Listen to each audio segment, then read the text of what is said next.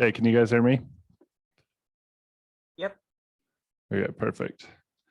Okay, so I can read the names on Zoom. So we got Catherine, Cash, and Tyler. It's Tori. Tori, sorry. Remind me your name. Tyson. Cade. Julie. Okay. All right. Well, should we do this? What is this? 2 hours, right? 4. Oh, 4. No. Kidding, everyone. It's only 2. Okay. Okay, so we're going to go over capturing more leads.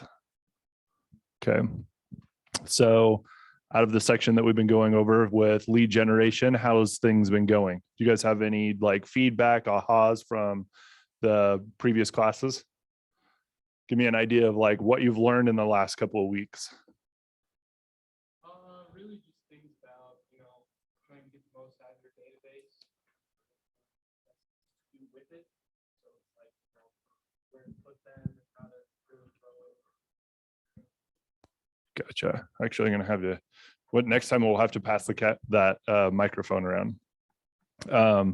Any other ahas from like the class? I really love it when a couple of months ago with the open houses.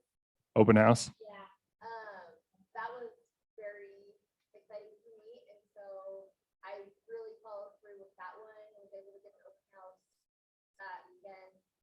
I only had one person show up. Yeah. But I think that there's more issues with that house that come to find out about. But still, the fact is that I got the chance to do it, and being able to understand setup, figuring out what you like and you don't. That was one of my big things that I. Okay. Well, good. So I'm assuming that so as you're going through Ignite, so you've had what, 8 other classes already?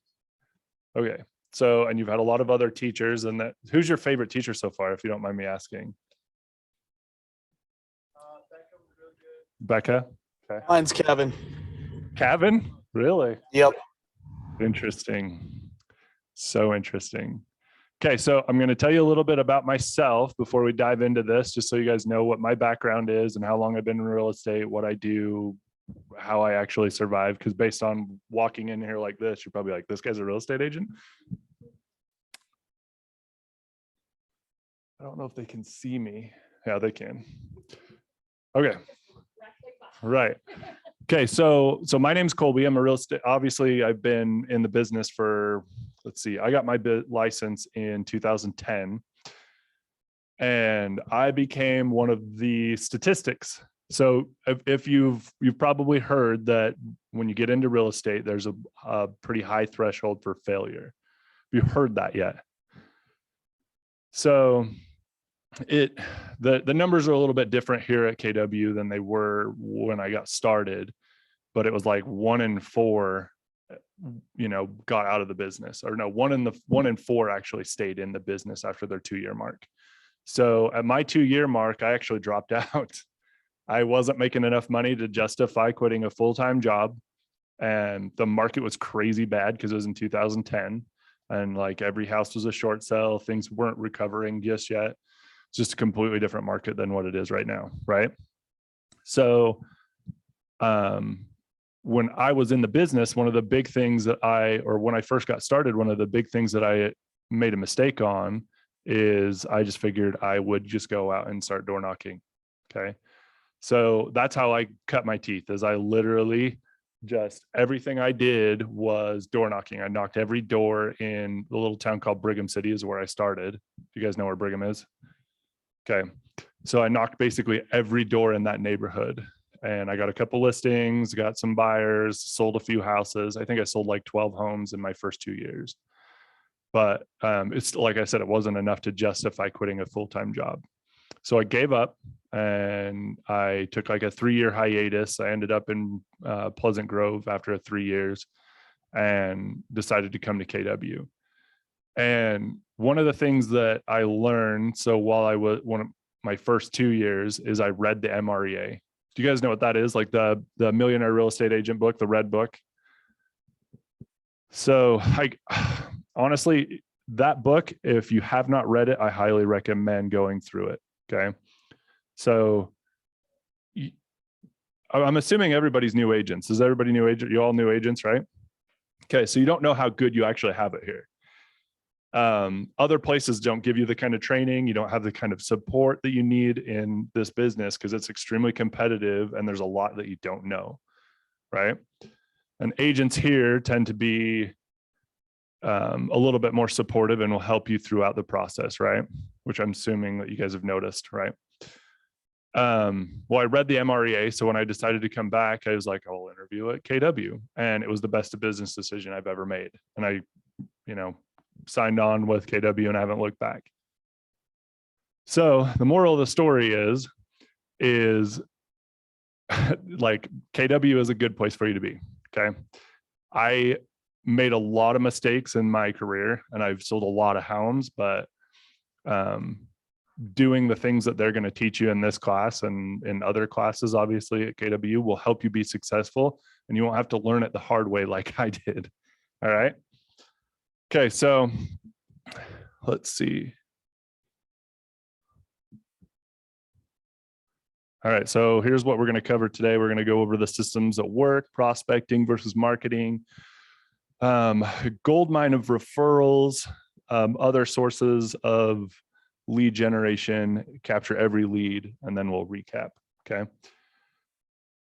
So Gary Keller said in Shift, you love people, but at the same time, you haven't learned to love hunting for them. How many of you have struggled with that? How many hate prospecting? Do you hate making phone calls? You can be honest. And here's the other thing. I need you guys to get responsive back. So that means you too, everybody that's on Zoom, if you have something that you want input or anything that you want to say, please jump in. Okay. Yeah. Prospecting's not fun. It doesn't really get easier. You just get better at it. Is that fair?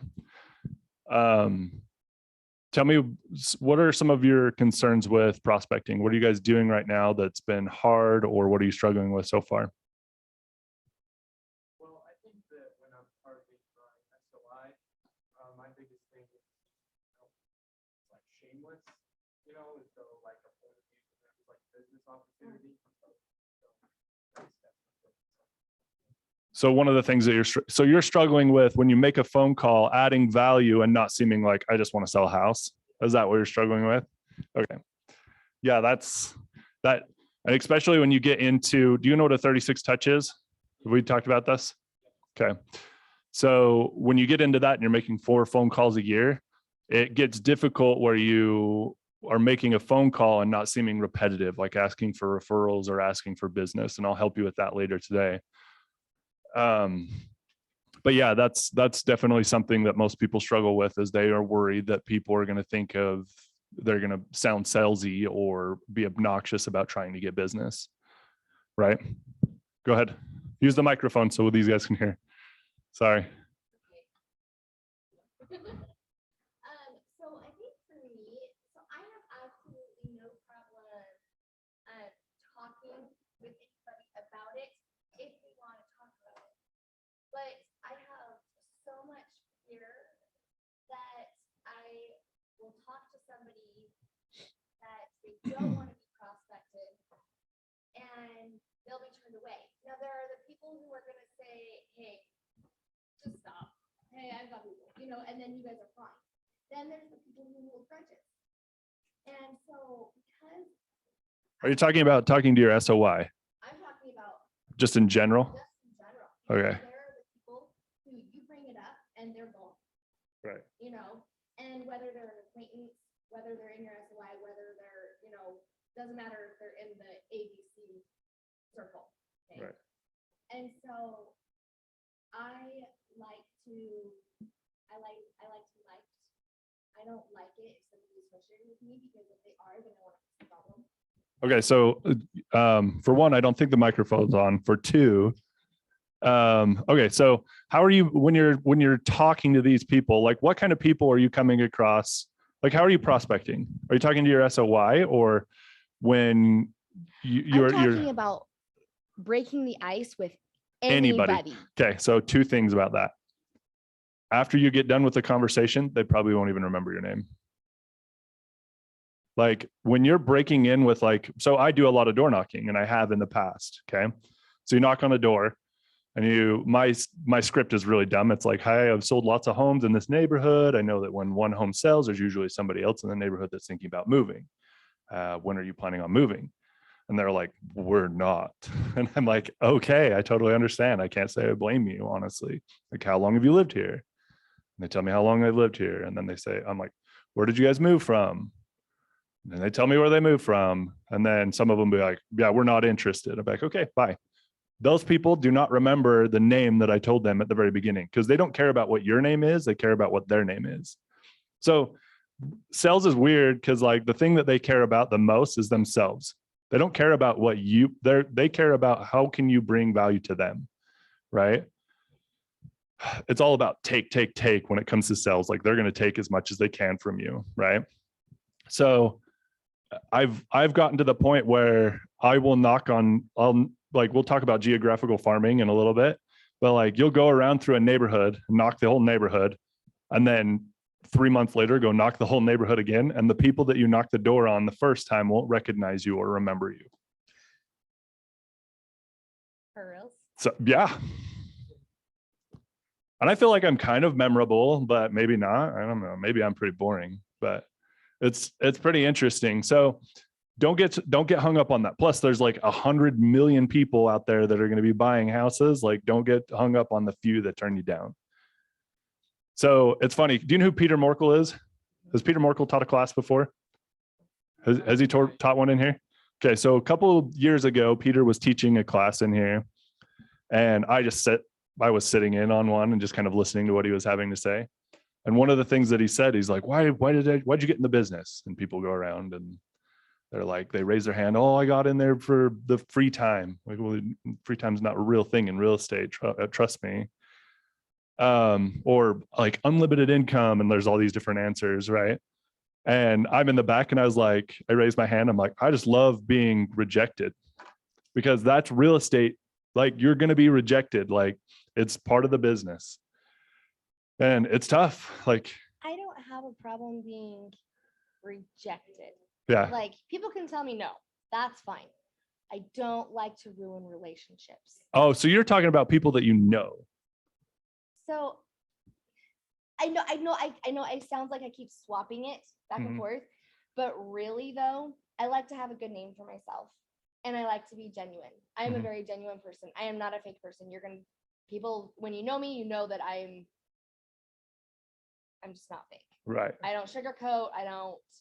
But those people that hold the grudges, whether I know them or I don't, I will set my name for myself.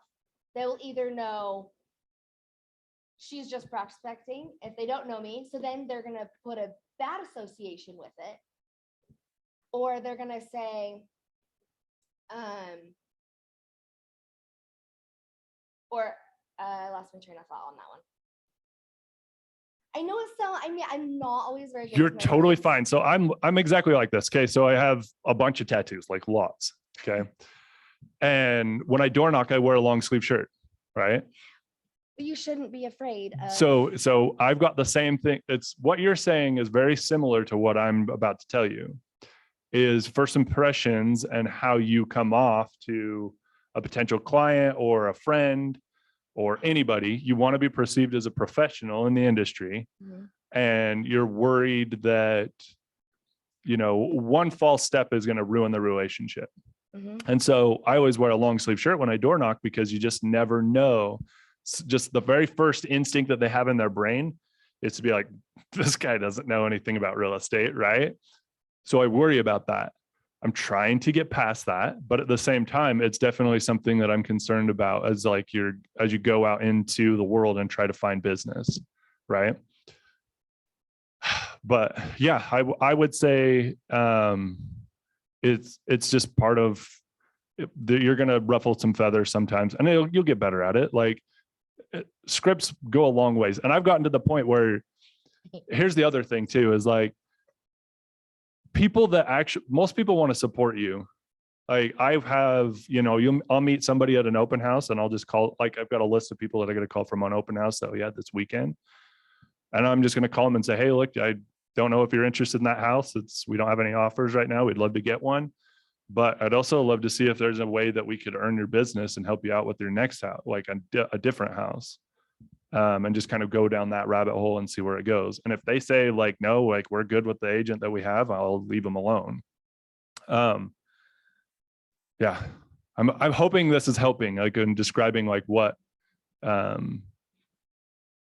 just real estate's weird. Like, cause you really are, that's why I joked about like raising my hand and say, yeah, I hope you like rejection. Cause that's what's going to happen. Like you get reject. Like I've had family members not use me, from a real estate as their agent, or friends or past clients that you thought you worked your butt off for. And then those past clients go and use somebody else because they're cheaper or more convenient. And it's really frustrating when you know that the agent that they are using is not as experienced, or like, and that's the other thing too, that we'll dive into again, but like, they're not as experienced as I am, but they're signing on with them just because they have a better connection. So that's on the other side for you guys, where you don't have a whole lot of experience, knowing that, trust me, people that and like have a really good relationship will use you over anybody else just because you have a good relationship with them. You could like know nothing about the market and still beat me in like a listing consultation just because you have a better relationship. Have you, I normally do, I don't know where the whiteboard is. They don't have a whiteboard in here. So what's the difference between a contact and a contract? Wait, before we do that, Okay. I want to go back on to the other thing. Okay. We'll dive into that in a second. Go ahead. Okay. So, couple things. So I had an analogy that happened yesterday and I've been thinking about it, and I'm going to share it with you because I think maybe you could get from it. Okay.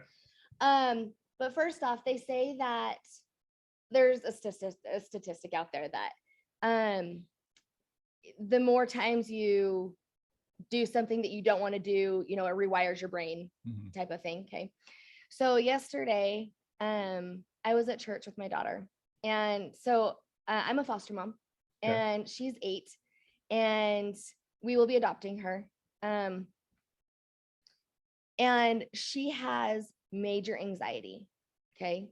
So she didn't want to go to class. We've been busy, haven't been much. And so she'd asked earlier if she could take her doll to church. And I was like, yes, that's fine. And then she was like, if I can take my doll to class, then I'll go to class, because she hasn't wanted to go to class. She's just scared. Mm-hmm. And so I was like, if you want to go to class with your doll, go for it. Now, my husband, on the other hand, is going, I don't want her to get made fun of. I don't, so he's nervous on the other end of it. Okay. So he never said any of this to her, but he said it to me. And so we get to church, she's happy in the main meeting, and then it's time for class, and she flips. She's like, I don't want to go in. I don't want to take my doll. And she's crying. What if they make fun of me? What if they make fun of me? And I did something that goes against me because of my fears, but I had to stand up for my daughter. And I said, okay, I'll hold her. I don't want to go in places holding a doll. That's just not me. I don't want to go, because they're going to go, why is she holding that doll or whatever, And after I convinced her and I said, I'll hold your doll. And I proudly walked in there with her, and I sat there and held the doll while all the other kids looked at me holding this doll. But because I took the confidence in that, by halfway through the class, she took the doll. and was okay with it because I showed her my confidence. And it's something that you're making me think outside of the box here with all of this. And I'm having to go back to how I felt yesterday and going, I have to be confident in who I am. It doesn't matter if people look at me funny because of I'm holding my daughter's doll, whether they know it's for my daughter or not. I have to find the confidence in who I am. And I know that tattoos can scare people away. It's interesting because it's less of an issue in Salt Lake than it is here. Oh, totally. You're in Utah So, County. But and it's not really a big of an issue as you would think it is. It's just first impressions really do make a difference. right. But also I have met plenty of people with tattoos who are confident in themselves and it doesn't matter. Yeah. So I'm just saying, be way confident in yourself because you have way more to offer than worrying about wearing a long sleeve. Totally agree. But like I said, so it's just, I know that I've been in positions where if I would have approached somebody just in a short sleeve shirt or something like that, that I would have lost that deal.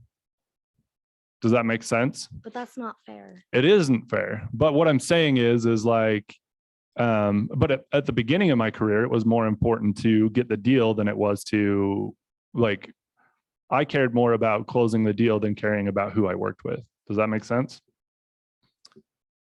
Which I'm sure that in some situations you guys might feel that way, right? Like, I just need a freaking deal. I don't care who it is, and I don't care what the frick they buy. Right. What were you gonna say? A little bit, but I mean, I'll still take basically anybody. Because like, it's funny because I've been in a couple other classes where agents are like, yeah, I won't work for anything less than 3%. I'm like, well, what's your cutoff? And they're like, yeah, I won't do anything less than 2.5 or 2%. And I'm like, okay, let's do the math here. A 2% on a $500,000 house is still Versus zero. freaking 10 grand. And I'm like, go freaking across the street and go talk to that welder across the street and say, hey, look, I don't want to do 40 hours of work for 10 grand, and see what he does to you. He's going to freaking zap your face or some crap like that. Like, it drives me crazy that like, that's what agents get hung up on. And I'm like, dude, like, do you like working with the person? Can you stand being around them for 40 hours? Then it's totally worth it. If you can't stand being around them for 40 hours and you want to murder them, probably not worth it. But like, I literally have not come across a person where I can look at them and say, I don't want to do a deal with that person ever again. There's been a couple close deals where I'm like, dude, that was awful. And I question everything about my life. But for the most part, it's like real estate's fun. Like, I like looking at houses, and like, you learn something new from every person that you deal with. And I don't know, I like it. So for the most part, I have not turned anybody down. I've been turned down plenty. Right. So, okay. I lost my train of thought. You can go on. You just made my brain spin and you make me think. And I'm going to say a lot of weird stuff, by the way. So, because I'm not your typical agent, by the way. Go ahead. You were at contact versus contract. Oh yeah. So, okay. So, and maybe somebody's already done this because other agents steal it from me all the time. So what's the difference between contract and contact? contract is paper. I mean, You got to go deeper on this one. It's true. Definitely true. Connection. You have one? You're being awfully quiet, man. Okay. What about you? Contract is maybe a deeper relationship, while Contact, deeper relationship. Okay. So pretty much everybody kind of hit on it. The difference between a contract and a contact is the R. There's another R in contract compared to contact. You know what that R stands for? Relationship or rapport. The way you get to a contract is you just build better relationship and more rapport with them than anybody else, and you will get that contract, like guaranteed. Like I'm a talker, so like I will do a buyer consultation that I know I have no business of getting. Like, somebody is like looking at houses and they're like, yeah, we're already signed up with like Homey or something like that, right? And I'll sit there and like talk to them and give them some advice or whatever. And I've literally gotten listings from people that have already signed on with other agents, and they've decided to work with me after that. Right. Which is a little bit, actually, maybe I shouldn't even say that, because if they've signed with somebody, maybe I shouldn't have done that. This is recorded too. So, but like, they're like, hey, we'd love to hear what you'd have to say. Like, come sit down with us, which is their choice, I guess. So, anyways, so yeah, rapport goes a long ways. Building a relationship with the people that you're talking to is the best way to get from a contact to a contract. Okay. All right. Systems at work. Your number one job is to find ways to get in the path of motivated buyers and sellers, which sounds so obvious, but so many people struggle with this. Okay. So you got different methods and messages. So the 2 M's of lead generation, the message and your method. Okay.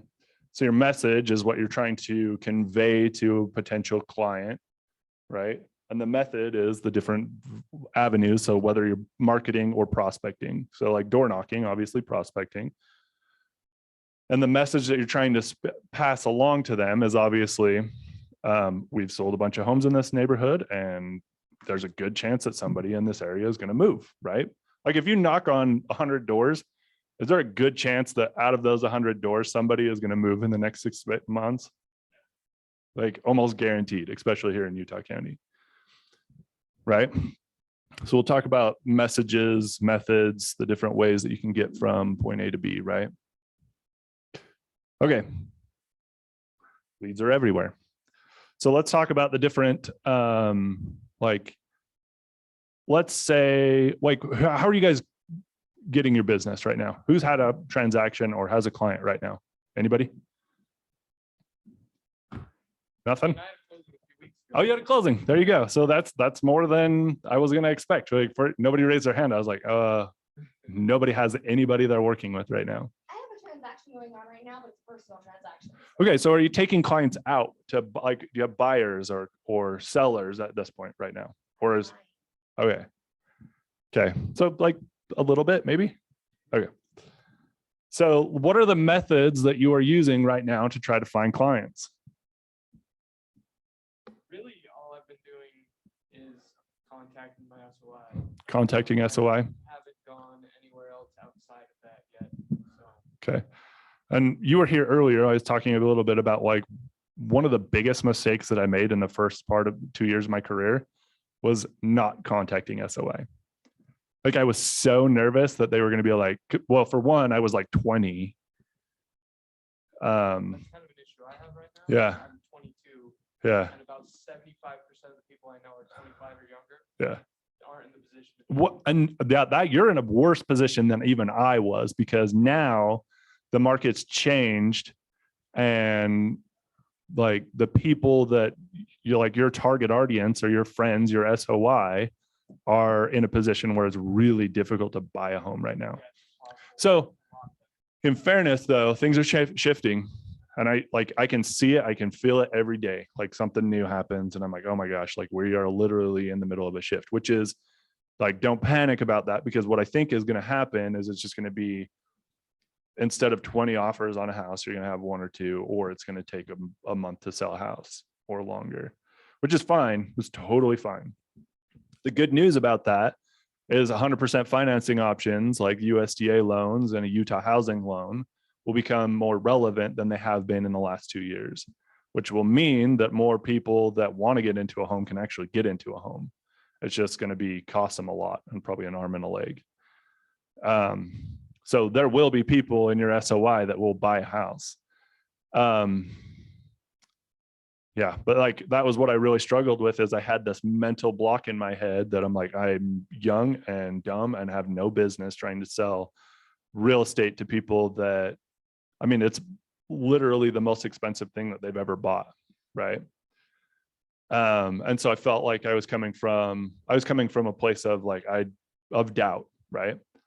And I'll tell you one thing about scripts, like talking to clients, like all that stuff, nothing matters more than being confident enough to convince yourself.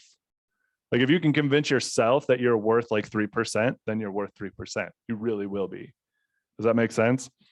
If you can convince yourself that they should work with you, then they'll work with you. I know it sounds weird, but like I go into a listing appointment and don't have anything planned, but if I'm confident that I like, dude, they totally should sign with me, then they will. Does that make sense? Okay. Confidence goes a long ways in this business. I think that I understand that I need to have confidence in what I want to, offer. Okay. So if I think I'm worth 3%, okay, I know I'm worth 3% because I know who I am and I know what I can do and I know what I can offer. My problem is that I'm a softie and I'm going, but I know you need that money. Don't feel bad. I do it all the time. That's my problem. Other agents are going to be like, don't do that. I'm like, it's completely up to you. It's your business. Like, do whatever you feel comfortable doing. Dean's not going to beat you over the head if you sign up with a 2.5% compared to a 3. Like, I guarantee if you went through our MLS listings and you saw how many people did 3% and how many of them did 5, or how many of them, there's not very many 4s. 4s is kind of a big deal, but you'll see them. And agents that sell a lot more houses than I do will still discount. Right. So I think the biggest thing is just go in there with the intent of trying to do your best. And if you have to discount, or if you feel like it's necessary, because that's the other thing is like, my hang up is always, I'm going to make more money off this house than they are in some situations, or I'm going to make more off of my commission on this house than, like, if I could give them an extra $4,000 to help them, like, let's say it's a $400,000 house and we discount 1%, that $4,000 might be enough to cover their closing costs on the next house that they buy. So I kind of look at it from that perspective, like, how can I help my client be successful in this transaction? Sometimes they're super grateful. Sometimes they don't even know, they're just like, they're oblivious to the fact that we're doing them a huge service by discounting on commissions, right? They're never going to ask me to teach Ignite again. That's what they get, whatever. Let's see. Okay. So other questions before I dive further into this? I feel like I'm like jetting right through it, but once we get to like the different methods of lead generation, we can kind of take some time to go over that. I mean, there's a lot of teachers that don't even follow the slides. So Oh yeah. you're good. Honestly, I'm barely, let's be honest here. Hey, they're good bullet points for you. Yeah. It's trying to keep me on track. I will go way off track. The other part too is, are you guys getting this on Zoom? Can you guys hear me? Yeah, we can. Are you getting? Yeah, we can hear you. Okay. Are you guys getting anything out of this? Yeah, loving it so far. Okay. No, there's been little participation from the Zoom guys. So I just wanted to make sure you guys can hear me and this is helpful in any way. Just with there's little tagline phrases that you can say when you're sitting down at a listing appointment that I like to use that might, be a little snippet but you sit down and you say, hey, I know my value. I know that when you hire me as a full-time person, you in the end are going to be making more money than hiring one of the discount brokers. Because yeah, absolutely. It is my job as an agent. It is my job description to make you as much money as I can. Yeah. And with that, just negotiate. We have a rapport, we have a relationship, but are you going to trust the negotiation of the selling of your house when I can't even negotiate my value to you? And True. they really, that kind of opens their eyes there too. Yeah. So, and I should be clear. So the other time, when I say I've discounted in the past, I almost like they're not even giving me, I'm doing it for my own reasons, I guess. Yeah. Not because they're giving me like I don't want to pay 3%. Cause like sometimes I'll go into a listing, be like, this is going to sell in like 2 seconds. They need the extra money on this house so they can afford their next one. Like, let's just do a 5%. Like I'll throw you a bone and then just tell your friends about me. Right. But like, you're right. If you get in there and you're like, I'm dead set on getting a 3%, like, don't sell yourself short. You can totally do it. Like, there is literally no way that a full-time real estate agent that knows what they're doing and actually cares about what the client's process and feelings are, and like removing stress from the transaction, there's literally no way that your value is not there, because you do have the value. As you go into this, you should know that there is a lot of value in having a real estate agent throughout the transaction. So I completely agree. If you're going to be like dead set on taking 3%, take 3%. There's no reason that you should discount. But also don't lose the listing, because if you've been in the business long enough, that's I will just- agree. I will agree with that too. So like there's been lots of times where you go into a listing and they're like, we're not doing anything less. Like, these other people are going to offer us 4%. Like, can you match that? Maybe.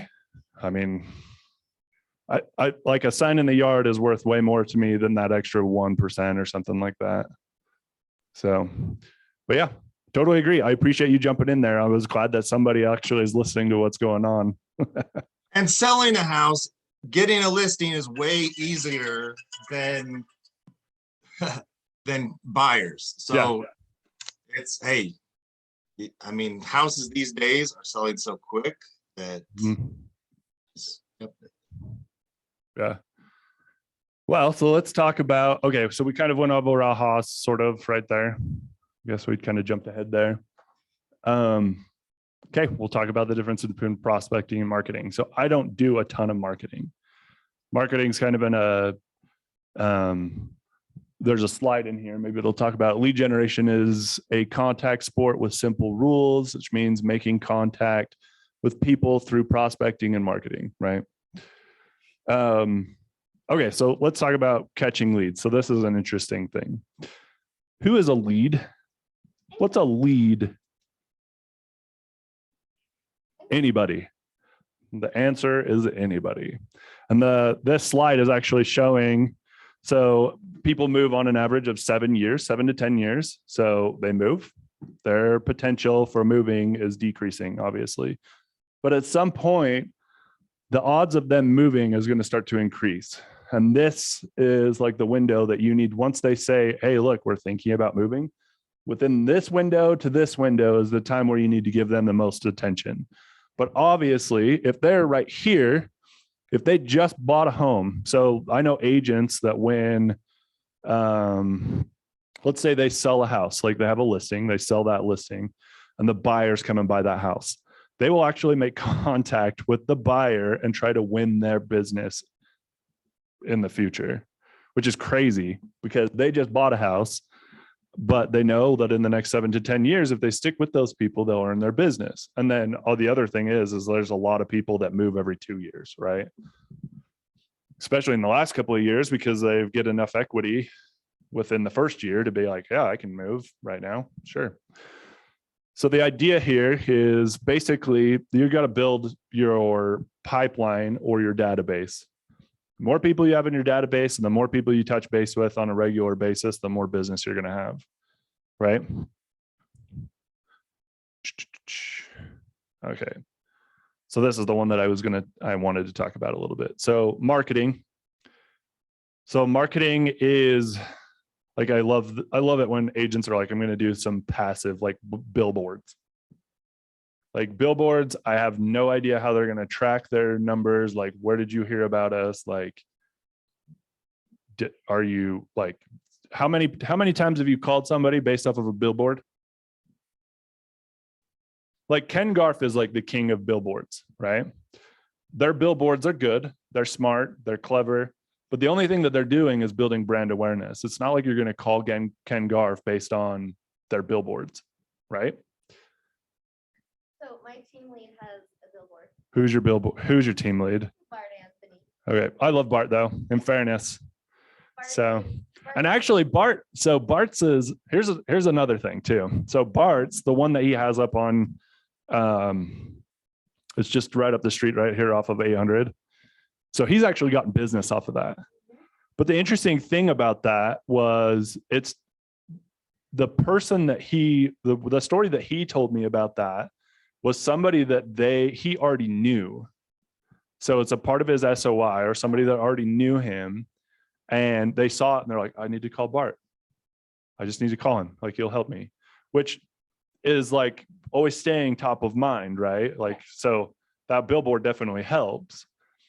But like, it's so interesting. Like, I am not a big fan of like, all like marketing.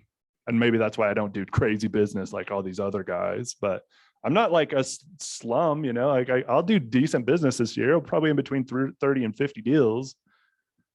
And I barely do any marketing, but So what I was gonna say about that is I find it very interesting because, as you say, how often do you call somebody off of a billboard? You're right, Yeah. okay? But, so when I'm out and about with Bart, so Bart is family to me. So Okay. I adopted his grandson. Okay. So we're family. And what's interesting is when we're out and about and I introduce somebody to Bart, they go, hey, you have that billboard. yeah.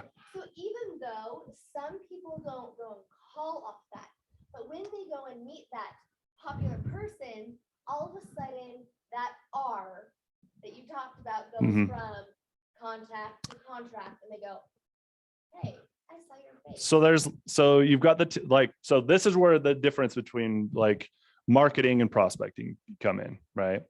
So there's definitely a benefit in marketing. Like, there's just no way.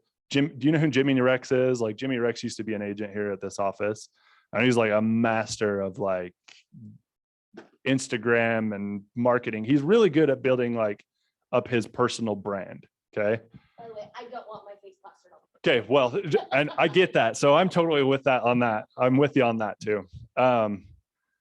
It's so interesting to see agents that are really good about the marketing side, and they do tons of business because you expand it's a much broader net than you're casting with marketing than you are with prospecting, because prospecting is almost like a one-to-one, almost like pretty much every time. When marketing, you might be hitting tens of thousands of people at once, if not more. Right? But prospecting, so what's the highest level of communication? Highest level of communication is face-to-face, one-on-one conversations, right? And then the next is phone calls, and then yada yada, that so on and so forth. Okay. So prospecting is interesting because if you want business right now, the best way to do it is hop on the phone or get face-to-face with people. And before you know it, because the other thing is it's really hard to turn you down face-to-face too. That's why that's what I loved about door knocking. Like, you'd get people that were so rude. Very rarely, like, people always worry about that with door knocking. They're like, people are going to be rude. Like, no, they're not. They really don't care. If you're not selling solar panels, like, you'll be fine. Or pest control. If you're selling real estate, you're going to be fine. Do you pass the houses that say no soliciting? I do these days. Like, I'm not in it to pick a fight with anybody. And so, like, if I see somebody that says no soliciting, it has a higher probability of like somebody being a total jerk. And then there's sometimes where they're the best sell. Where if you knock on a no solicitor, they're the like old people that can't turn people down. I'm not kidding. Like, it's kind of like you got to pick and choose your battles, right? And so if you knock on a no solicitor, it has probably a 50-50 chance of being like the person that really does not want to hear from you, or the person that's like, I don't have time because I'm not going to be able to stop. Like, that's why we have a no solicitor, is because I don't know how to tell you no. You know, like, have you ever like had somebody come to your door and you're like, I don't want to be rude to this person, but they won't leave me alone, and I don't know how to get out of this conversation. Like, that's totally me. Like, solar panel people would come to my door and be like, dude, I love you. Like, I love your hustle and stuff, but like, I don't want freaking solar panels. He's like, why not, dude? Like, you can pay him. I'm like, I don't want solar panels. Well, let me try this one more like pitch, and like, I'll pitch it again and again and again. Like, all right, dude. Like, I don't know how to tell you any of this anymore. We gotta go. I gotta be out of here. Like, I might waste 30 minutes on somebody because I don't know how to be rude to them. So you slap a no solicitor sign on and pray that they never knock on your door again, right? So you've got those people. And that's the thing, is like, you might come across somebody that would love to talk, And if you're nice to them and you're in and out, like my script is pretty like, are you planning on moving? And they're like, no. I'm like, all right, well, I'll get out of your hair. I don't want to bug you if you don't want to move. And then there'll be lots of people who are like, yeah, we've thought about it. I'm like, great. What's your info? And I'll stay in touch. Right. It's all about like picking your battles. Like if I really wanted to press harder on every single lead, I probably would sell more houses. But I like don't really like picking fights, and I don't really like pressing people to the point where they either break or bend. Right? Does that make sense? Like if somebody knocked on my door and I was like, and they said, hey, what do you want, solar panels? And I said no. They might be able to sell me on solar panels. Or if they just said, okay, well, if don't want solar panels, I'll leave. I'll be like, dude, thank you. I appreciate that. Well, like I just see so many people on like just Facebook groups, in like community. Facebook groups are super funny. But they'll be like, I am so tired. I have a no soliciting sign. Please leave my house alone. Mm-hmm. So that's why I was just wondering what your. It just really depends. Like, do what you want to do. Like, if you want to knock on a no solicitor, just do it at your own risk. Like, it's fine. Like, Shoni would tell you to do it. And Shoni's probably right. Like, way better door-to-door salesman than I am. Shoni is, right? But again, like, we all have like there's a million different ways to do this business. Like, Shoni and me are not the same person in any way, shape, or form. But we still sell real estate, right? He might sell more than me. I don't know, but it's fine. I make a living. It's okay. Yeah. So just pick your battles. It's like funny because like I always knock on doors. I'll ring and knock on doors. But I'll tell you, one of the things that I always run into that I'm like always nervous about, if like doing it in the middle of the day, is waking up babies. Like, you have no idea what the heck is going on behind that door. And so like they could be fighting about stuff, or like, I just got this baby to sleep and I want to die, but I don't know, all kinds of different reasons. Okay. And you knock on a door and they come and answer the door and they're like, I don't want to talk to you. Well, it's not necessarily because of you. It's probably because of something else that's happened in their life right at that very particular moment. Which it's funny because everybody's always like, when's the best time to go door knocking? That's my answer. That's a good one. But the real answer is usually in the afternoons because people are home. You have a higher rate of people answering their door in the afternoon because they're home from work. The problem is they've already gone through their day and who knows what the hell they dealt with, right? It could be a number of things. And the other thing too is it's hotter in the morning and the afternoons. And like, as somebody that wears long sleeves and they freaking door knock, it sucks standing on a porch and you're like freaking sweating your butt off. And you're like, dude, come answer the door right now so I can get that fresh, cool air from your door, right? Please open the door. Yeah. So you can tell that I've done a lot of door knocking, and it's just, it's fun sometimes. And then other times I'm like, this is like pulling teeth. But okay. Do you guys have questions? So, okay. So let's go again. I got sidetracked, squirrel. Okay. So marketing. So here's one of my biggest things about teaching Ignite. So most of you are getting into the business and you have no money.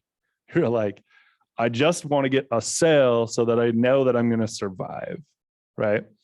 And it's funny because a lot of people will get into the business and they're like, I'm just going to spend some money on marketing. I'm going to do flyers and do all this crazy stuff. Like, so when I go door knocking, let me tell you something about flyers. I don't carry flyers or business cards anywhere. I hate them. Absolutely hate flyers and business cards. Why? I mean, flyers I can understand, but why business? I hate business cards. I have a digital business card, so I don't need them. So I still have business cards, but I never carry them. Anybody know why? Okay. So what's the number one thing that you do with a business card or a flyer when they hand it to you? You throw it away, or you never look at it. You throw it in a junk drawer. I keep the ones that I go, I want to remember. Yeah. I have a stack of business cards of people that fit that qualification, and I'll never call them. Okay. So what can I do exchange of giving them a business card. Ha, yeah, get their contact information and bug the crap out of them. Okay. So like when I door knock, they'll be like, do you have a business card? I'll be like, oh, dude, I just gave out my last one. I'll tell you what, I will shoot you an email with my contact information and a little bit about me and my team. Does that work? I'm like, sure. Okay. What's your email address? Awesome. What's your phone number? Awesome. Well, I guess I'll stay in touch. You're standing at their door. You got their address. So you got 3 forms of contact information just because you're like, I don't have any business cards. Sorry. So I never take, Really tell everybody that. yeah. I'm like, I don't have any business cards. I'm sorry. I don't, sometimes I'll tell them I give out my last one. But a lot of times they're like, I'm sorry, I don't have any on me. I'll be like, I don't have any on me right now. I'll send you an email. That's the best I can do. And 9 times out of 10, they'll give me, actually probably 10 times out of 10, they'll give me the email address. And then you can follow up with them, which is a much more powerful statement than just giving them a business card and they'll never call you. Like, what's the whole point of what we're talking about today? Lead gen. Adding information into your database so that you can follow up with them and sell more houses. Okay. And if there's anything that I'm good at, that's probably what I'm good at. Okay. So marketing, that's the other reason that I don't love marketing is it's a little harder to get people to give you the correct information. It's like marketing, you have to wait for them to contact you. Or in prospecting, I could go out and add 20 to 30 people to my database today if I really wanted to. So it's time intensive. It does take time. And obviously it's proactive, immediate results, but marketing always takes time. And so as we're heading into the market that we are, so Gary Keller says, be prospecting based and marketing enhanced, right? So to me, the way I always take that is go add people to your database and then market to your database. So market specifically to your database, right? Which is the 36 touch, right? So the key is just, I use prospecting to add people to the database and then I market to the database and that's where I get business from. Okay. Any questions, ahas, thoughts? You guys look like you're watching paint dry. So, okay. I can't tell if this is good or bad. Okay, so here we go. So prospecting, here it is, the number one, phone or face-to-face, right? So all the prospecting stuff is either phone or face-to-face. Do you guys have different versions? So is there a particular prospecting method that you want me to dive into and give you because I've literally gotten business from every single one of these. Like door-to-door canvassing, network events, walk-ins, investors, banks. Never gotten one from a builder, actually. Corporations, volunteer work, charity, so these are a big one. I do a lot of that stuff. Circle prospecting, expired listings, and for sale by owners. Is there a particular one that you want me to dive into to cover some of the details of how we got business from those? Circle prospecting. Okay. So the best way to do it. So I did this, my best year that I ever had. I was like, starting in January, I'm just going to circle prospect the crap out of everybody. And it was the best year I ever had. And I'll tell you what I did. And this goes against everything that I'm probably going to tell you to do. So do you know what the Mojo dialer is? Okay, so I bought the Mojo dialer, which is like $130 a month. And then I went upstairs and they have, so like Callie can get you, or Carla, sorry. She can get you a list of like numbers for like the area, or at least they used to be able to. I think they can still do that. You can get a list and then I would upload it into Mojo dialer and I'd call 1,000 people. And the Mojo dialer, the way it works is it calls 3 people at a time. And the first person that answers the phone, that's the one that you start talk to. And the other 2 will just leave a voicemail for. Okay. So you can go through 1,000 numbers in like a couple hours if you really wanted to. It's a great way to make a lot of contacts in a short period of time. You're dialing random people that have no motivation. So you're doing it's going to be hit or miss. It's going to be a lot. You might talk to 50 people before you find one that's even thinking about moving. Okay. But it works. So what I did is I just uploaded a bunch of numbers, and then I went out and bought a switch, and I hooked it up to my computer in my office. And while it was cycling through numbers, somebody would answer, and I just pause the game and be like, "Hey, this is Colby. I'm a real estate agent at Keller Williams. So we sold a bunch of homes in the neighborhood, and I'm actually just reaching out to see if you have any interest in making a move in the next couple of months." And some people will be like, "No." I'd be like, "Okay, well, how long have you lived in the area?" And I just do my script, right? And then I'd either add their information or move on. And then I'd hang up and go back to playing my game and play video games while I'm at work. This is so stupid, but it worked. That was the best year that I ever had. And I sold like 4 or 5 homes from cold calling alone from that. And I only did it for like 3 months. Okay. Probably not going to recommend that you do that, but do what works for you. And I'm super like lazy, and I like to do what I like to do. And I just do things different, and tried it, and it worked. So go ahead. Well, I want to ask on another one. Are you done with that one? Let me just finish on that one. So what I did, so let me give a little bit more details on how I did that. So once I found somebody that said, "Hey, yeah, we're thinking about moving," I added them to an 8x8. Do you guys know what that is? Yeah. Okay. So somebody's talked to you about 8x8s. I watched it on Transcend. I'm not familiar with it. Okay. We need to talk about this. Like, nothing is more important than your follow-up systems after you find somebody that's thinking about moving. Because yeah, you can have the silver tongue and be able to convince people to make a move or get your information, but seriously, the fortune is in the follow-up. Like follow up. Because if somebody says that they're thinking about moving, it's only a matter of time before somebody else, another real estate agent, touches base with them, and then you could lose that potential lead. Okay. So the fortune's in the follow-up. Just stick with them. Okay. And an 8x8 is 8 touches. So like touch base with these people 8 times in 8 weeks. And then after you touch base with them 8 times in 8 weeks, which is 2 months, then you can add them to a 36 touch, which is 36 touches in a year. Okay. Just bug the crap out of them until they have no like willpower to tell you no anymore. Okay. And it's interesting because I've done this long enough where you'll have one side of the fence that's like, "You're bugging me too much." And then you have another side of the fence, which is like, "You're not bugging me enough." Okay. And there's a lot of people that worry about bugging people too much. I can count on one hand the amount of times I've lost business because I bugged somebody too much. But I can count an immense amount of people that I've lost because I didn't bug them enough.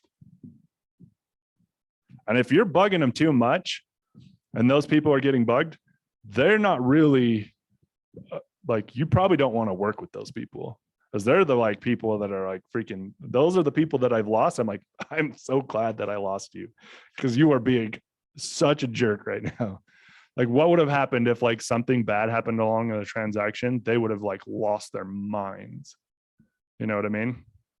So don't worry about bugging them too much. I promise you, it's really hard to do. And I bug the crap out of people. So, okay. What were you going to ask? Oh. Okay. So, I know that this is gonna sound funny because you're gonna go, "Well, wouldn't everybody like that?" Okay. So when it comes to leads, I like to work with people that I don't know. So hold on, I did 2 showings Saturday, for another agent. Okay. And he was like, "Hey, here's the listing. Showing time's already been approved. Here's my client and his number, so you can keep in contact it, And I was like, great. So I show up. We do everything, and I'm sitting here going, "Man, I wish you were my client." Because we got along just fine. I was able to do everything I needed. And by the way, they were my very first 2 showings. But I liked being able to show people that I didn't know. And I would love to find another way to prospect with people I don't know. Can I ask you a question? Why did you like going with people that you didn't know? I think partly because I'm new. Because I am in my knowledge base, I'm in my learning stage where I am learning and walking into that showing, that client had no idea that they were my very first showing. Right. And so when they asked me questions, it wasn't, you're still learning, I don't know if you're gonna know this, can I, and ask this question. But instead they go, hey, what about da da da da? And I was able to go, hey, here, and so I was able to have a different confidence. I got to be realtor instead of new agent realtor. Yeah, I totally know where you're coming from. So here's what's going to happen. You're going to feel like that right now. But once you get, so it's so funny. Like once you get a couple transactions under your belt, like that's really all it takes to gain the confidence that you need to actually become a real estate agent. The first couple are always the hardest. Like everybody always struggles with that. They'll get a couple, or you'll get a ton at the very beginning and not learn how to lead generate. And then when you have to lead generate, then you hate it because it was too easy at the beginning. Does that make sense? There's a lot of people that fall into that trap where they come into the business and their grandpa buys and then their cousin buys and then one of their friends from high school buys and they sell like 5 houses and then they have a drought period because they don't know how to lead generate. And then they hate it. They're like, I don't know what I'm doing. Like I'm frustrated. But like, I promise you the first couple of transactions, once you get them under your belt, then you won't want to work with people that you don't know because it sucks. It really does. It's way funner to work with people that you actually know. And you can like walk through a house and be like, can you believe they freaking bought those curtains? They look ridiculous. Like, and I probably shouldn't talk trash on people's houses, but it's so much fun. So, I mean, honestly, like what most people get into the business because they're like, I love Zillow Gone Wild, or I love HGTV and I want to go and see all the stuff in the house, right? It's totally why people get into the business. And so if you don't have that feeling, then I don't know why you got into the business, because that's one of the best parts. Seriously, going in and seeing like some of the crazy stuff that you see. Okay. And like, just hop on Facebook and go and look at real estate agents and watch what they post and the stuff that gets the most activity. It's almost always when they find something that's super crazy and they take a picture of it and it goes nuts. Or it's like a super extravagant house and people are like, man, I wish I lived in Jay-Z's house. Right. So I promise you, like, that's what gets the most activity. But working with your friends and family, at first I was like, man, I don't freaking know. You don't know what you don't know. Right. Yeah. I don't want them to go, okay, you seriously got into this and you don't know what you're doing. It's all about getting the first couple of transactions under your belt. And once you do that, it's like so easy. You'll be fine. And then there's no shame in telling people that you don't know. I tell people I don't know all the time. And I have no problem with saying, I don't know. I'm the first one to say, hey, I don't know. Let me go find out. Yeah, I'm like, I don't have problem talking. they're like, do you know how much the HOA is? I'm like, honestly, I don't. I have no freaking idea. Let me go look. Or do you know if they'll let me put a gate on the back of this fence? I'm like, I freaking have no idea. I will look into that and get back to you. Right. There's like no shame in telling them that you don't know, because there's way more information than any one person can actually know. I guarantee. So Clay Winder is probably like one of the smartest real estate people I know. And he can probably, like, half the time somebody will ask him a question, be like, yeah, I totally know what the HOA is for Archmore Park in the middle of who knows where, like, how the frick did you just like pull that out of your butt like that? But then I guarantee there's times where somebody will ask him a question, be like, I don't know, I'll get back to you. Like it's funny. I had a conversation with him earlier this year, and he really is like one of the smartest real estate agents that I can think of. Hopefully he's listening so I can get some credit. But anyways, I talked to him earlier this year and he was talking about commercial transactions. And so I'm like, I don't want to do commercial. Like it just bores the crap out of me. Like Bart does tons of commercial, right? Takes forever. And one of the things that I love about real estate is it's very like people oriented and there's a lot of emotion and like, it's just, that's what I love about real estate. And so like investors kind of drive me crazy. Like investors are seriously like some people's bread and butter, and they get into the investor world and they're like, this is so awesome. All I have to do is send them a house that meets this criteria and they'll buy it, which is awesome. But at the same time, it's like finding that freaking house that fits their criteria drives me crazy. Because it's like, it doesn't matter if it looks like a pile of garbage, as long as the numbers fit, they'll be like, I'll buy it. And you'll look for a house a million times. You'll go and look at a house and they'll go look at it and they'll be like, it's got too much work, I can't buy it.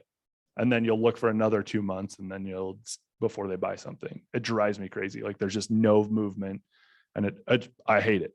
But other people love it. If you want to do it, do it. I highly recommend it because it's easy to map out like a good investment property if you know how to do it, right? I just hate it. I hate it. That mean to be, like I said before, though, I don't turn people down. So I'd end up, somebody would be like, hey, look, I want an investment property. And you're like, okay, I'll do it for you just because I like you. Even though I would have done it if I didn't like you. Get it? Okay. So I don't know where you were talking about. How did I get off on that random tangent? Yeah, but I can't remember what you were talking about. I was just saying I want to work with people that I Oh, you want to work with people that you don't know. Okay.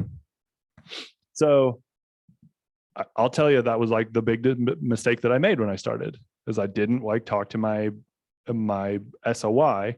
I know I would have been, here's my biggest regret in my real estate career.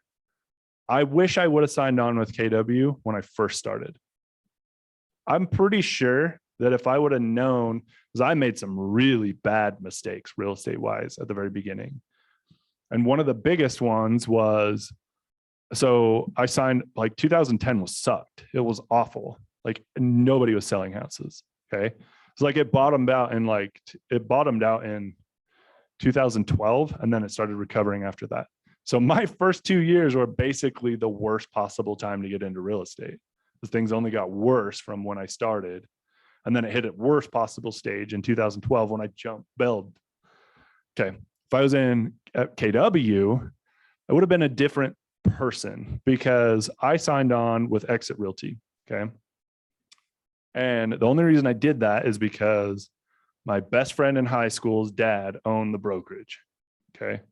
So I signed on with Exit. There's like 60 agents in the brokerage. By my third month in the business, there was 7 in that brokerage.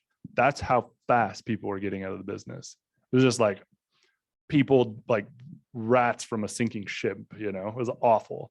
So he closed that brokerage and he's like, I'm going to start my own company. So him by himself is like, I'm going to start my own brokerage and I'm going to call it Get Utah. I'm like, sweet. I love it. Sign me up. So I went and worked for a brand new brokerage that had no training and no support system, that had no name recognition at all. It was the worst decision I could have possibly made in my real estate career. If I would have been working at KW, maybe I would be where freaking Clay and Johnny are. Probably not. But I probably would be further along in my real estate career if I hadn't have freaking bailed on my database and then took a 3-year hiatus before coming back. Right. So like I have more real estate. I have been in the business longer than a lot of people, but I'm not as far as a lot of people because I bailed. Right. So I highly recommend, like, your SOI is going to bring you more business than anything else. Like I've been in the business long enough and tried so many other options, and SOI just keeps on being like that consistent steady Eddie, right? And it's a lot more fun to work with your friends than some random person because you don't know what kind of personality you're going to get. So but I do agree at first, when you're first like getting used to it, you can totally flop and fall on your face and it doesn't even matter because that person is probably not going to remember you or care or know any different. Right. So open houses is probably a good way to get that going. I would recommend open houses. The problem is open houses are slowing down really significantly. Except I had one person show up and he had 15 people show up in the first half hour. Yeah. Where? Springfield or Provo. I think Price it was point. the first half hour, wasn't it? Yeah. What price point? So it was a duplex. It was $649. A duplex at 649. And I was a rambler with an unfinished basement at 669. Okay. The one person that came through the house where the agent represented. Yes. Okay. So I get it. Totally understand that. You know, the other thing about open houses that people always overlook, open houses are good for people that come through, but more importantly, the people around them, like your neighbors. Open houses are funny because like you can go around and advertise the open house in the neighborhood and be like, hey, look, we have an open house coming up. This is an easy touch because most people will not like be rude. Like, hey, your neighbors, the Johnsons are moving. We're doing an open house this Saturday. I just want to invite you and see if you have any like friends or family that maybe you'd like to move to the area. It's a perfect chance for you to pick your neighbors, right? Do you know anybody or have you thought about making a move in the near future? And they'll be like, we're not moving, but we have a cousin that's thinking about moving or something like that. Like, send them on over. We'd love to see them. But from what I've experienced in the real estate world is once one house sells or one house gets listed, everybody in the neighborhood wants to know what that is listed for. They're all questioning themselves. Like, tell me so I'm assuming are you homeowners? Everybody. You don't own a home? Do you own a home? Do you own a home? Do you own a home? Okay. That's the other thing. Get in the business of like owning a home. If you can get into it, like I highly recommend. There's something about going through the process yourself that'll help you kind of like sympathize for your clients. They'll be able to relate. Yeah. So I highly recommend that, buying real estate. And obviously I think everybody, if you were in the position to buy a house, you probably would. But I would say make that a goal. It'll help you with your like communicating with agents and stuff like that and your clients and getting them to understand what's important and what's not. And don't forget, you can use your buyer agent commission as part of your down payment. Yeah. So wait until you're capped, and then you don't have to pay anything. Just to comment on our open house. So we ended up having close to 30 people come through. The day before we passed out 100 flyers. And I would say probably maybe 80% of them came directly from that. Whose open house? Whose listing was it? Todd, Todd Carl. Oh, it's Carl. Yeah. Is it Carl's listing? They're code. So it's both Todd and Carl. I don't know who Todd is. Todd Salmon. He's kind of a newer agent. Huh. So, yeah. So it's interesting because I'm, multifamily or like a duplex like that.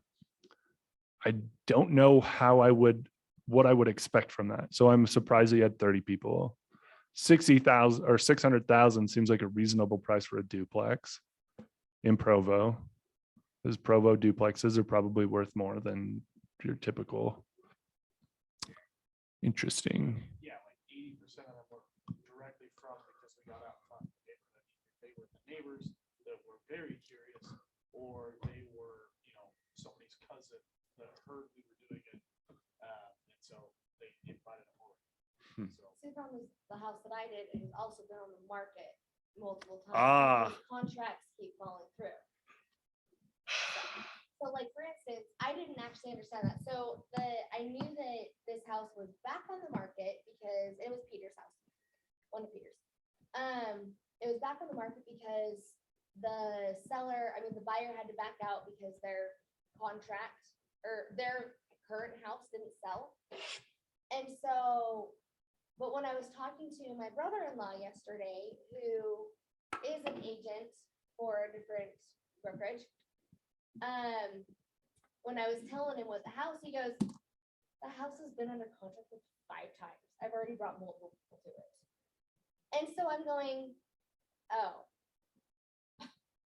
Yeah. like the neighborhood is probably already.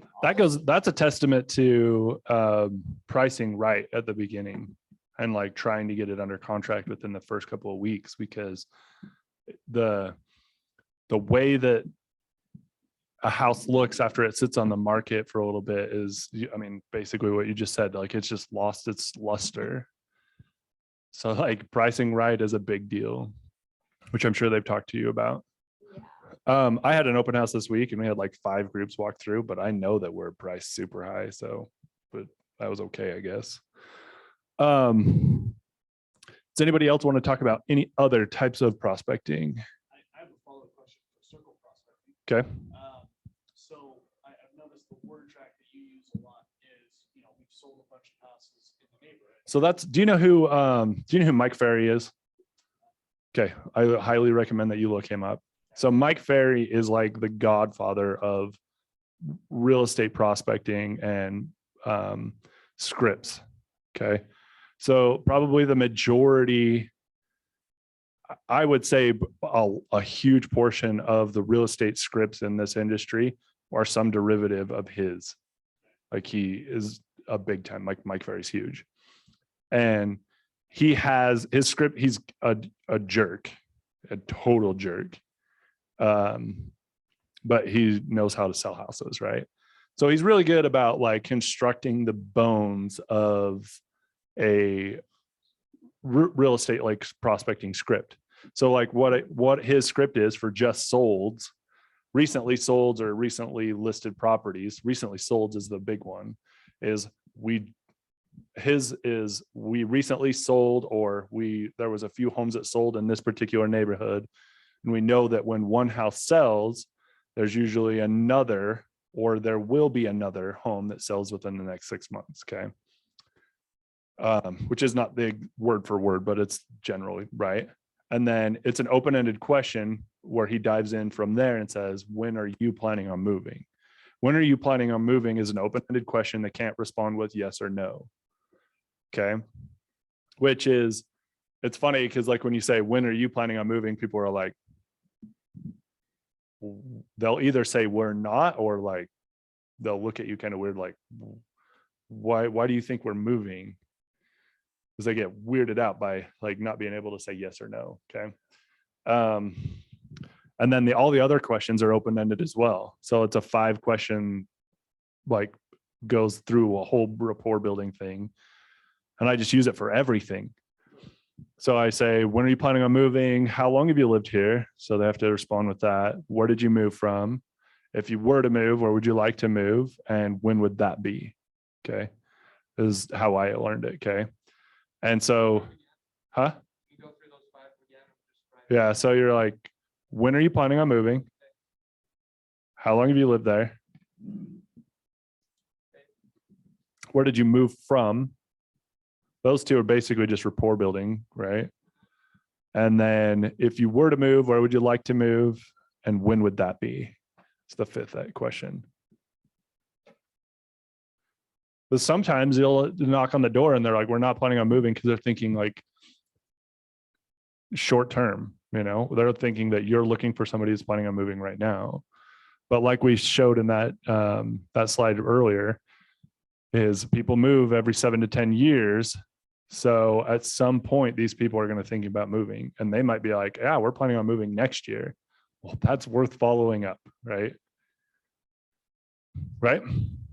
Okay. So even if you or someone you know is not the person that sold the house in the neighborhood, you can still say the same thing. Oh, heck yeah. Yeah. I just basically, and like, there's other agents, like maybe Shoney has a different script that probably works better. There's an agent that I'm not going to say his name because I don't like him.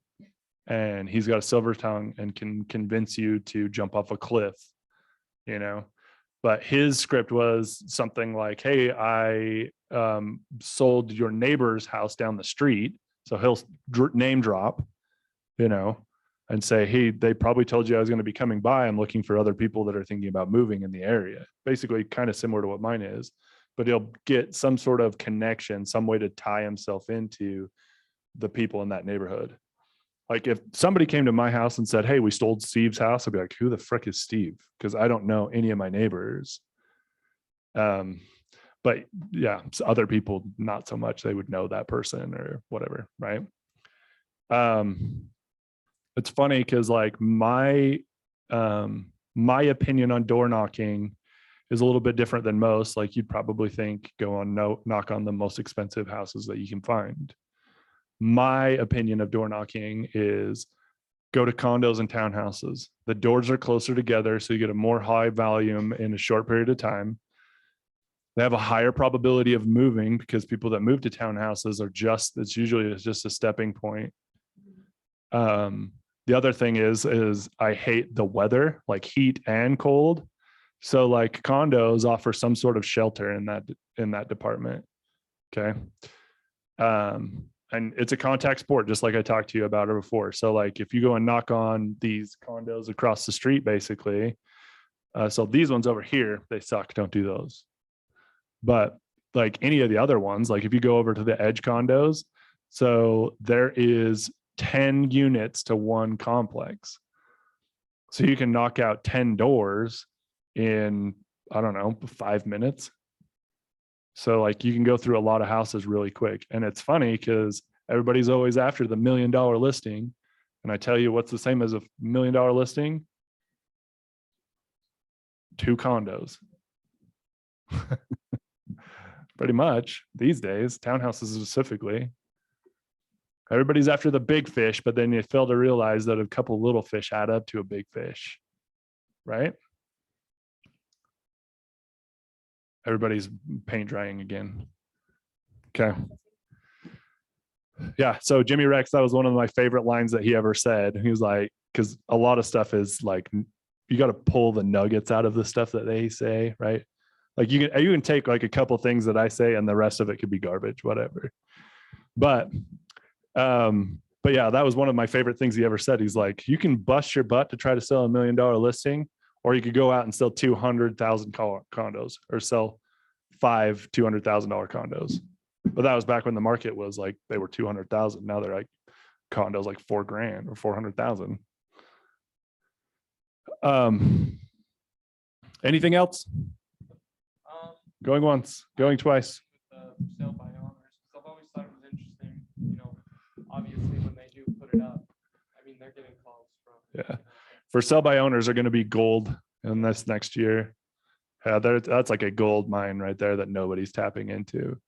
For sell by owners, they basically have raised their hand and said, hey, I want to move. Like it's the easiest, like that's a lead. That's like a lead that somebody just dropped on your plate. Okay. The whole reason they're doing that is because they don't want to be pushed. Ha! But they don't know. Like they don't understand the like. It's like the most like. It's when it's, oh man, ignorance is bliss. Well, it's not bliss when you're losing thousands and thousands of dollars. Like there's just no way that they're going to go and sell that house for more money than you could on the open market. It's true. Like I know it's true. Like they're going to stick a sign in the yard and put it on KSL and pray that an agent like us is going to go and sell it. Okay. Well, what are they doing that they're failing to notice about that? What's the big setback about who's going to sell the house? An agent. They're already basically begging somebody to come in and say, here, hey, professional, come negotiate against me. Either they're going to get a killer deal for their client, or an investor is going to come in and be like, this idiot's priced it so low. Like, what the crap? We're going to buy it right now in cash. Or they're going to come in and say, look, it's way too high. Let's negotiate it down. When in reality, it's not. You're begging a professional to come and negotiate against you if you list it for sale by owner. Right? Am I wrong? So I have a question. So sometimes, you know, Facebook, somebody will go and post their own listing, they're doing it on Homey, whatever. Right. And they'll say no agents. Okay, so because they're saying don't bring an agent over here. Well, I don't know, it could go both ways. They could say, don't try to sell me because I'm still choosing to do it myself. Okay. Right. Or if they're saying, I don't want to work with an agent because I'm not going to pay a buyer's agent commission. Oh, okay. So they could also do, I think most, so like. If do you not see- take people to them? I'll take clients to everything. Like I've shown before Homey was like what they are now. They used to post, and you probably will still find them, agent commissions at $1. Like, and we're not talking on like $200,000 houses. We're talking like $1 million listings and stuff, right? And they'll have like $1 commission. Well, I will still show that house. I don't care. And there's two reasons for it. So let's say I really did want a commission. I could actually submit a paperwork into them to say, hey, look, I want a commission on this. Are you willing to negotiate a commission on this before we actually send an offer? So that's one reason. The other reason is 9 times out of 10, if they're listed with that house and they're listed with that discount brokerage, the house is not going to be it. They're going to find something else that's listed with an agent that actually coached them on how to like prepare the house, price the house, like all those things. 9 times out of 10, they're going to pick a different house than the one that's listed with some discount brokerage. I'll tell you, like, I'm almost positive because I've seen there's a bunch of different discount brokerages, right? And you go and pick them out and find out which ones have the lowest buyer's agent commissions and go look through their pictures and look through the listings and watch how many days on market they have. It really is a big, and again, like being able to convince yourself that you are worth it, like for sell by owners is like the big one. Like you got to convince yourself that they're making a mistake by not working with you. And that's an easy one because like I've been doing it long enough where I can see a for sale by owner and be like, dude, like let's like just trust me. Like let's get some serious photos done. Like your phone photo, your ones that you took with your Kodak camera in 1988 is not going to work. Like we got to get some like decent photos. Let's do some staging, like take all your freaking Mickey Mouse stuff out of your kitchen. Like your Mickey Mouse KitchenAid is super awesome, but it looks ridiculous in this photo. Like all that stuff, right? A little bit of help and they'll be able to sell that house for way more money than they thought they could with for sale by owner. Problem is for the last 2 years, they could put a handwritten for sale by owner sign in the yard and an agent will come in and sell it. And it drives me crazy. So one of the things that I can tell you right now that if any of you ever do, I will disown you as a fellow Keller Williams agent. Okay. And what that is if you call a for sale by owner and say, I have lots of buyers looking in that area and I would love to preview your house for a potential buyer in your neighborhood. If you do that, I will freak out. Because why? Why would I be so mad if you basically just say, hey, I'd love to go and preview the house? You're basically reinforcing the thought that they are doing the right thing. They're getting enough interest. Yeah. They did their job. Yeah, they know if they can get enough agents, it basically reinforces in their mind. They're like, this is working. I'm going to have an agent that's going to bring a client here and I'm going to sell the house. Don't do that. Like make them suffer and be like, I'm not bringing any of my clients to your house because you have it listed for sale by owner, but I'd love to come, see if I could earn your business and maybe take your listing and sell it. Right? I hate it when people are like, we have buyers and I would love to come show it to you. They're just trying to get your foot in the door. Well, you're lying to them. They're like, I hate that. Just don't do it. And if you guys have done it online, if you guys on Zoom have done that, don't do it. Don't do it. Anything else? One little thing that has helped with for sell by owners, Okay. I've had success with is, I mean, you're essentially driving around all day, every day anyways. But if you see a sign in the yard, you got to kind of grow a pair and go up and knock on the door for one. But then two, you're building a relationship of trust. And I kind of overload them with information. Yeah. Say, hey, like you are, as a for sale by owner, you're going to be going through a lot of things and a lot of legal things. And, have you considered this? Have you considered that? Do you have any questions for me? Because all of a sudden you see their eyes get monstrous big, like, wow, there is a lot to do here. And And you give them your information and you say, hey, I'd love to answer any questions, or stop in and then have a listing presentation. But you're just kind of there to show your value up front already to them. And that's helped a lot. Yeah. So it's funny because when you said that, there's been tons of times where you drive by a for sale by owner sign and I'll just take a picture of it really quick and I'll call them later. That's what I thought you were going to say. Yeah. Talking to them is definitely the best form of, like, if you can knock on their door and get face to face with them, definitely better than phone calls. It's interesting because one of the things that we talked about earlier is the follow-up. So for sell by owners are interesting. They're going to get hit up by all kinds of agents at the very beginning. And usually the ones that usually end up working with us are the ones that we've stayed consistent with and then bug the crap out of them, right? Just follow up. So the 8x8 system is perfect for sell by owners, because eventually they are thinking about moving. They want to move. So eventually they will, probably sooner rather than later. So just stick with it. And eventually they will list, right? Right? Okay. All right, let's talk about marketing.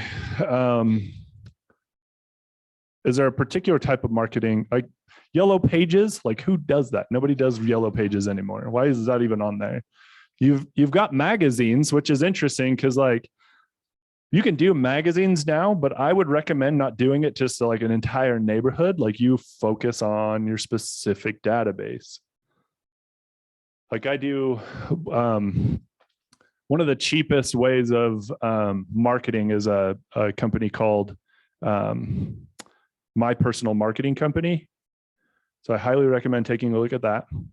So what I do is, so My Personal Marketing Company has a follow-up system. So we have a transaction that closes, and for $25, they will mail them 4 times a year for 5 years. And it's actually pretty cool, like, stuff. What are they mailing?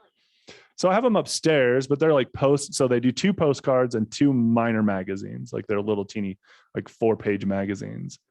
But they have information on the market, like interest rates, like they have like a professional photo, your information on there, asking for referrals.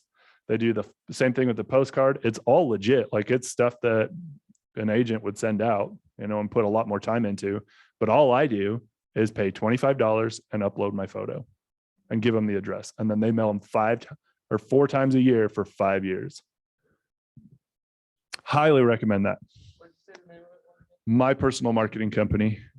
Okay. That's another one that I stole from Peter. So there are, and I mean, as I became an agent, I understood and learned what BSOI was. Okay. Now, over the years, I've met people, obviously, and then all of a sudden I'm getting their real estate magnet. I'm getting their real estate, Right. whatever, everything. And I worry about marketing and bombarding people because some of these people didn't know. I already have a crap load of agents lined up at my door who are family and friends saying, please take me. Okay. So the only way to get them off my back is now being an agent myself. Right. So I'm tired of getting all that stuff, and I don't want them to waste their money on me. Oh, don't worry about them wasting their money. Agents will waste their money. They always find some way to waste their money. Yeah, but I'm nice. I don't want them to waste money. I don't know. So like, those agents are doing the right thing, Right. because they're going to miss 100% of the shots they don't take. Right. So it's worth sending it. It's worth sending. And it's junk. Like, agents send the worst stuff, like the worst stuff. Like I get all kinds of weird stuff from other agents or postcards, and you're just like, dude, this is awful. Like, nobody even cares what's on this. I don't think people care what I send. I know they don't care. Like 9 times out of 10, right? It's funny. So there's an agent in not in our office, but in KW. His name's Ben Kinney. Do you know who that is? It's like the number one agent in Keller Williams. He's huge, like massive. And he is not what you would think when you see a top producing, like the number one agent in Keller Williams. He'll wear like a t-shirt, like a black t-shirt, and like a North Face like pullover, like poofy, like what are they called, like vests, like a North Face vest or something like that, or a Carhartt vest or something like that, and jeans. And he sells a ton of real estate. Okay, like tons.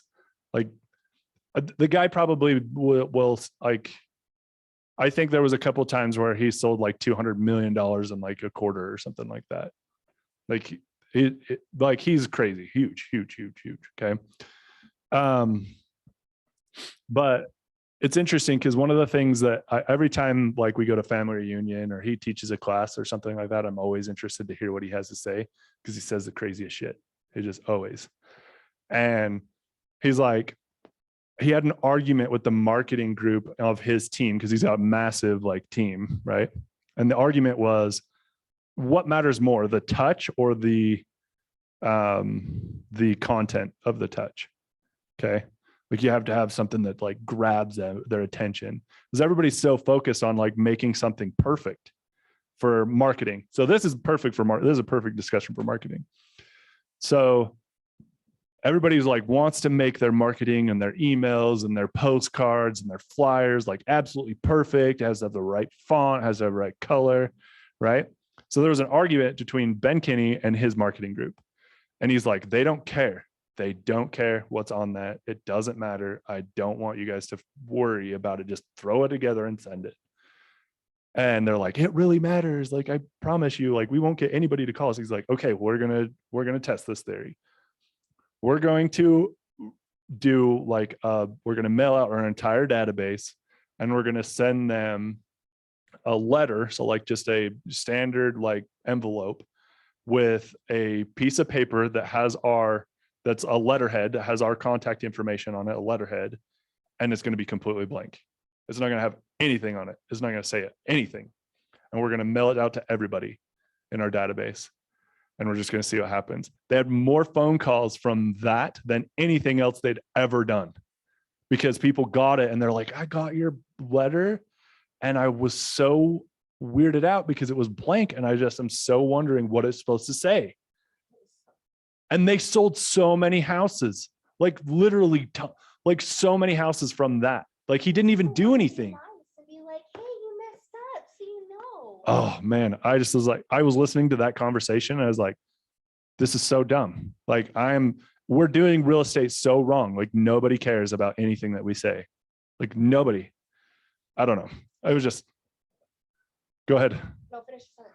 Oh yeah, I just wanted to share that story because like I said, Keller Williams is full of these like agents like sharing stories like that. And you'll hear things and you're just like, that doesn't make any sense. But you literally are like, I can't believe this. Like you're crazy. So It's not my personal marketing company, it's the. the Just when I personal. went to go find it. Thank just so you. know, it's the. I don't know. I don't keep track of any of them anymore. I have like a million tabs like saved, like bookmarks. I'm like, oh, I'm gonna better bookmark that because I won't remember what the frick it's called. Lots of people do moving vans. Let's see, grocery carts. See those occasionally. There's an agent that does it out in Saratoga that I see all the time. Pay-per-click. So these are probably what the cheapest and like your best return on investment would be. These are kind of passive. It's going to take time for these to really start clicking. Pay-per-click and social media and the portals and stuff like that are online advertising like this. And Command offers actually really cheap options. Like it's super cheap and you'll get tons of clicks. There are going to be a lot of, I have personal opinions about online ads like that. You go through a lot of crap to find the good stuff. Like it just, and online ads are online. When I worked on a team, I worked on Dan Kennedy's team for a little bit. And I used to describe like Zillow leads as piñatas because you have to beat the crap out of them with follow-up to get any kind of payoff. Like if you want them to give you the goods, like you got to beat the crap out of them with follow-up. Okay. And that's definitely the truth with online advertisements. Like there was a guy that came in and was talking about the online ads for Command. And his suggestion was, oh man, was it 30? Was it? No, it was 30. It was a 36 touch in 10 days, essentially. So you touch base with them 3 times a day for 12 days. Yeah, it was crazy. But like, you get the idea, right? Like if they're online looking, like they are a hot lead. Like they're definitely looking at houses and they're thinking about buying. The problem is every other agent on the planet is also doing this. But the one thing that they're not doing is the follow-up. Okay. And it was crazy. Like his suggestion was like a text message a day and send them an email and send them thank you cards and all kinds of stuff. And I was like, I don't know. And you can set up automated stuff in Command. So he does like the majority of it, but still it was a lot. So you talk about burning bridges or bugging people, like don't worry about it. Cause there's agents out there that do 10 times more than you think would be an acceptable amount, but they're getting business. I've never done radio or TV or newspaper. Do they even do newspapers anymore? Blogs, social media. I actually really like social media lately. Just because it's an easy way to throw out like a reminder, hey, I'm in real estate. Like last week, I was trying to think of something like funny to do that would be a good way to like touch base with like all our like people on my Facebook and stuff and remind them, hey, I'm in real estate. The one thing I hate is when agents post, hey, I had a closing today. Like, congratulations to these people. I hate that. It drives me crazy. Go ahead. One of the things I told, I think it was Kevin, I don't remember if it was Kevin or Josh, but what I did was I went online and I went and searched up real estate memes Yeah. and looked at images and I saved a crap load of them and then put them in an album on my phone. Uh-huh. So I always have something real estate funny to go post in, go feel my mood, go pick one and go Right. post that. It like the stuff that people, because like the closing is like the least fun thing for everybody else. Like nobody cares, right? Yeah. So I know the other thing is too, is it's kind of like, yay, I got paid, right? Like there's different ways to do it where you can share the successes that you've had in real estate and that you're actually selling houses without actually saying, hey, look, I sold a house. It just feels a little sterile and overused, right? But people do it all the time and it helps them get business, whatever. I like to do stuff that makes you laugh, right? And so last week, have you seen that meme that makes people look like they're sad, or that filter? Did you guys see this online? To me, and I was like, Okay, so I did it last week. I saw somebody doing it and I was laughing and I was like, this would be perfect. So I literally just went around the office and recorded everybody and be like, hey, what do you think of the real estate market right now? Would you mind telling me what you think about the real estate market? And everybody's like all sad and they're like, oh, it's a great time to buy, right? It was so funny. I was dying. Like, no, I just posted it on my Facebook. Like, I'm not a TikTok or Instagram guy. I always go to Facebook just because that's where all the old people actually know how to use like social media are on. And I just am not savvy enough. I'm not cool enough to have Instagram or TikTok. But Facebook's easy. It's just like what I've always had. And it's like, it has the most people on it. Right. And that's where my SOI is.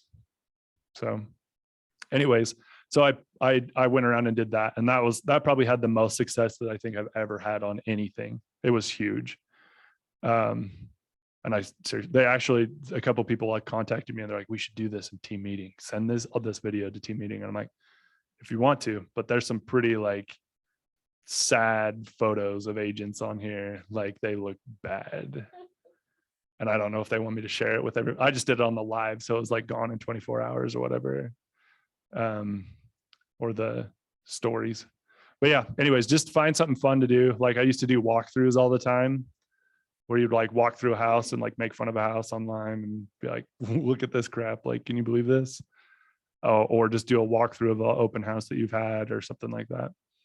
I love posting videos of crazy things that are videos and So pictures you of go live when you go see a house. sometimes. Yeah.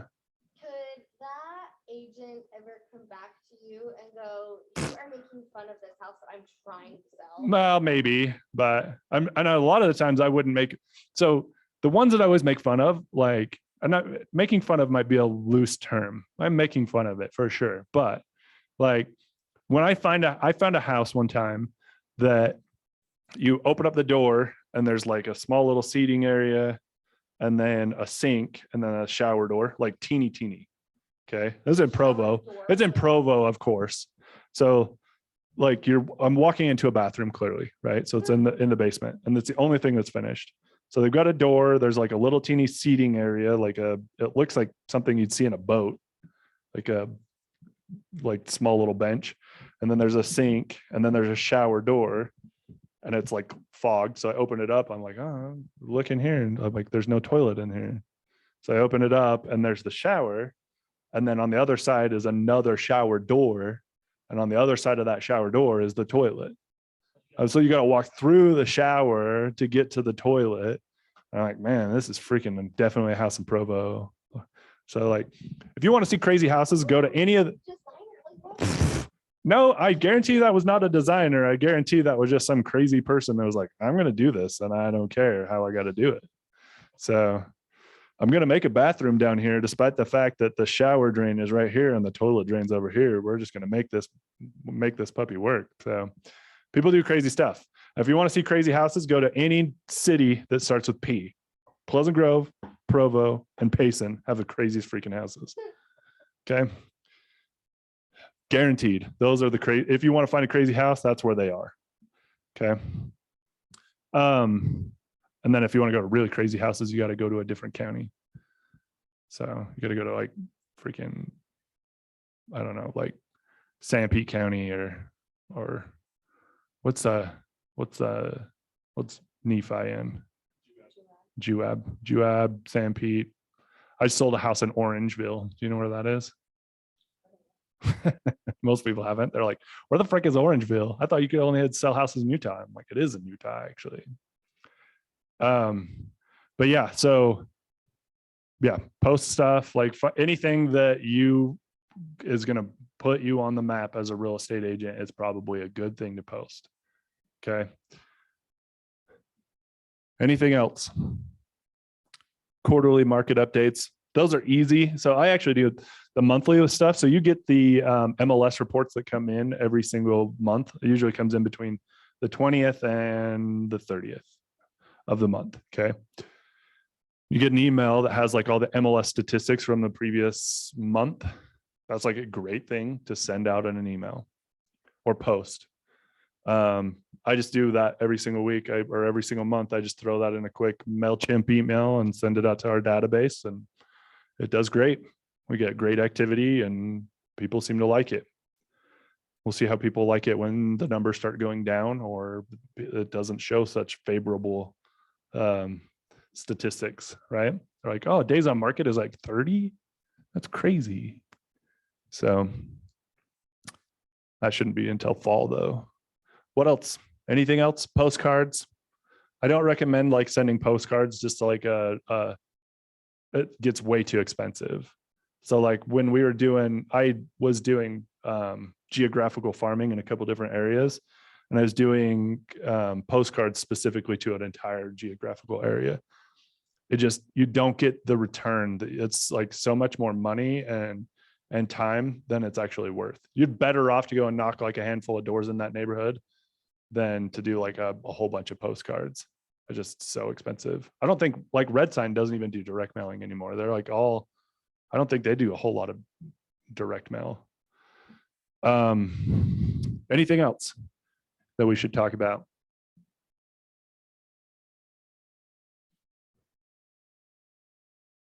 No?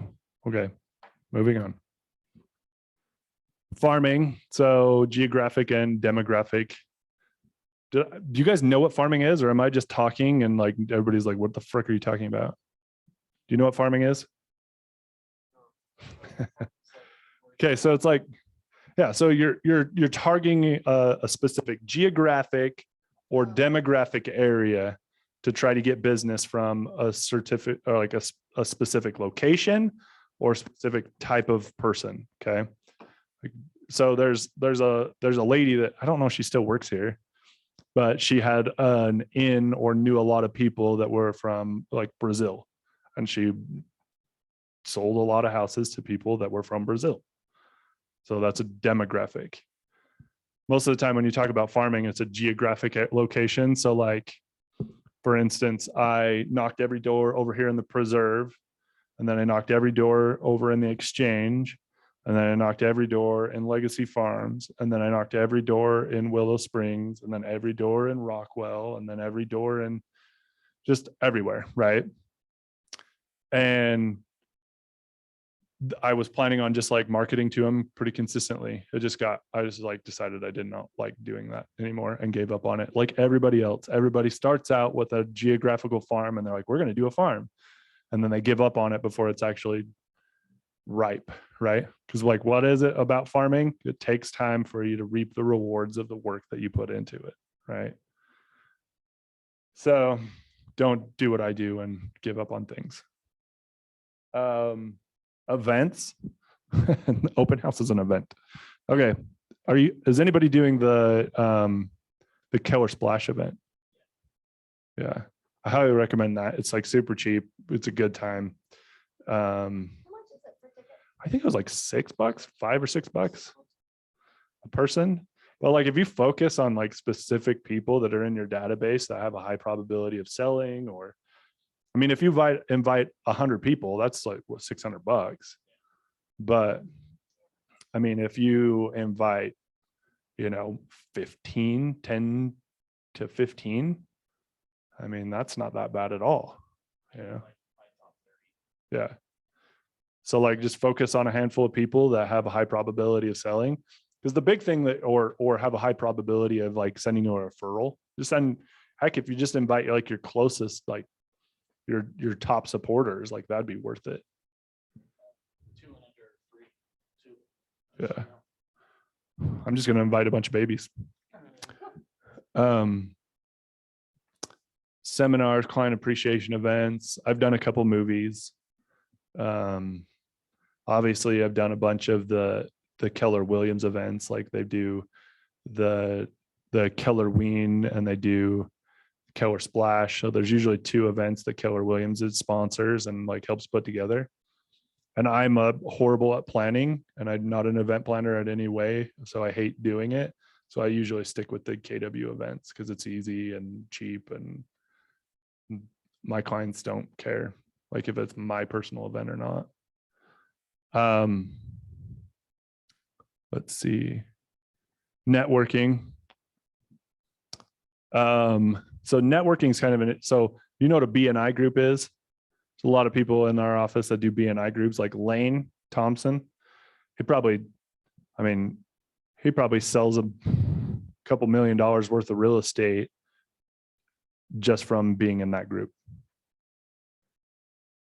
And by a couple million, he might be 10 million. It might be a lot of money. It's just staying in contact with people that have a high probability of sending you referrals, right? So like, I don't know, a divorce attorney would be a really good one. Networking, even though divorces are super fun, they're like not fun to work with at all. Anything else that we want to cover on here? Agents. Do you have an agent that you know? So it sounds like you have friends and family in the business or friends that might be agents, right? You don't?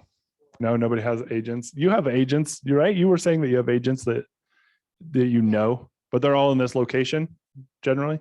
Oh yeah, I Oh. have them all over. Yeah. So other agents within, I started out in Brigham, so I know a lot of agents down there, but they're never going to send me a referral for Utah County because they're going to be like, I will drive for that.